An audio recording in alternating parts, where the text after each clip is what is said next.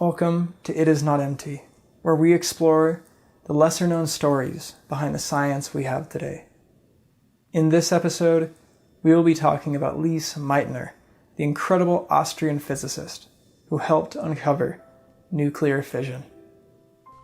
Meitner's life was far from empty. She was driven by curiosity, but ultimately cursed by war and prejudice, a curse that has never left her to this day. Lise was born in Vienna, Austria in 1878. Her father was a wealthy Jewish lawyer and chess player. Born Lise Meitner, she later shortened her name to just Lise. When she was young, she was taught to play piano. The story goes that she was scolded for playing the piano on Sunday. She was told God would punish her for doing so. Lise decided to test this theory. She snuck away to play piano each Sunday and waited to see what would happen. She concluded God did not punish her for playing on Sundays. Lise's father encouraged her scientific interests, despite the sciences not being taught to women at the time. If Lise wanted to study from a certain book, then her father would simply buy it for her. In time, however, her studies would have to continue at higher levels.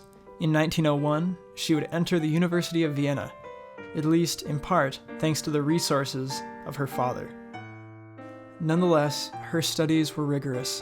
At a time where women weren't trusted with the knowledge of science, she needed to prove herself. So just 5 years later, after finally entering a traditional university, Lise became the second woman to ever receive her PhD from the University of Vienna. Lise moved to Berlin in 1907. Berlin was a mecca of science. At the time, journalist Hugh Chisholm said the city was, quote, the most complete application of science, order, and method of public life.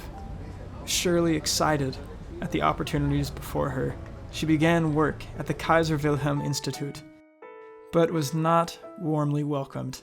She was marginalized, as were the other women there, and given little to nothing with which to perform her experiments. She, along with the other women scientists, were forced to work in a cellar. This all changed when she met Otto Hahn, a young chemist who asked Lise to be his assistant. They became fast friends, and Otto helped her find greater acknowledgement at the institute. Lise and Otto worked closely for many years. Without Otto, it is likely Lise would have never left the cellar of Kaiser Wilhelm Institute. Make no mistake, though, it was Lise's brilliance which kept her out of that cellar. She worked tirelessly in Berlin with the top scientists of the time. Einstein once called her Germany's Marie Curie. Sadly, just 7 years after moving to Berlin, World War I broke out. Otto Hahn worked to help the Germans create poisonous gases to use in the trenches, while Lise worked as a nurse for soldiers returning from the front lines. The war ended, and Otto and Lise continued to work together. In 1934, experiments began, which would ultimately lead to Lise's brilliant discovery, a discovery that would change history. The scientist who began these experiments was a man by the name of Enrico Fermi. He would shoot neutrons at uranium. This would split the uranium into two equally sized pieces of lighter elements. This behavior was perplexing to Fermi, and it also stirred the minds of scientists at Kaiser Wilhelm Institute. Otto Hahn, as a chemist, worked on the chemical experiments, while Lise, with her expertise in physics, worked on explaining the physical processes at work in these experiments. All of this work was abruptly put on pause in 1938, a year that would prove to be both deeply sad and incredibly profound for Lise Meitner. With the annexation of Austria by Germany in 1938, Lise's work at Kaiser Wilhelm was put to an end. Lise, a Jewish woman, was not only being left out of scientific publications she had a hand in, but was being forced to flee Germany or risk her life. Her influential colleagues at the Institute, many of whom she regarded as family, arranged to help her cross the border to Sweden without having her papers checked. Otto Hahn even provided her with his mother's diamond ring to bribe a guard. Thankfully, the bribing, using the ring at least, was not needed. Meitner took a position in Stockholm, having left all of her belongings behind in Germany, but she continued her work. Hahn was still left confused by the results of his experiments, so he continued his correspondence with Lise. And in this same year of her flight from Germany, Lise made her greatest discovery. The process which was leading to these experiment results was the process of nuclear fission. Not only did Meitner discover this, she uncovered the remarkable energy which emerged. It was a greater power than any reaction ever discovered. This power was enough to change history, a process so brilliant and horrific in its implications that it would define an era.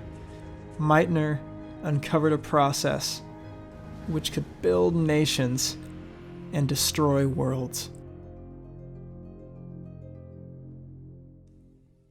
Sadly, for all the brilliance of her work, her legacy was not honored. In 1944, a scientist was awarded the Nobel Prize for the discovery of nuclear fission. That scientist was Otto Hahn. Meanwhile, Lise, who explained the processes at play, received nothing. For nearly 40 years after this discovery, she was given nearly no credit for her explanation of nuclear fission. Instead, that credit often went to Otto Hahn. Otto Hahn was a brilliant friend to Lise, and he did an incredible job with the chemical aspects of uncovering nuclear fission. But it was Lise who explained what was happening. Science writer and researcher Ruth Lewin Syme explained that this injustice likely had to do with, quote, the politics of Nazi Germany, the politics of race, which forced her out, the politics of oppression and fear, which kept her work from being recognized at the time, and finally the memory in the post-war period, which perpetuated the injustice to Lise Meitner as a scientist and distorted the history of this story for many years afterwards. The only thing Lise Meitner was given for her explanation of nuclear fission was a title: the mother of the atom bomb. One can scarcely find a greater insult to her legacy. When Lise was asked to join the Manhattan Project to help build a bomb, she refused, exclaiming, "I will have nothing to do with the bomb." Yet the name stuck. She died with that title.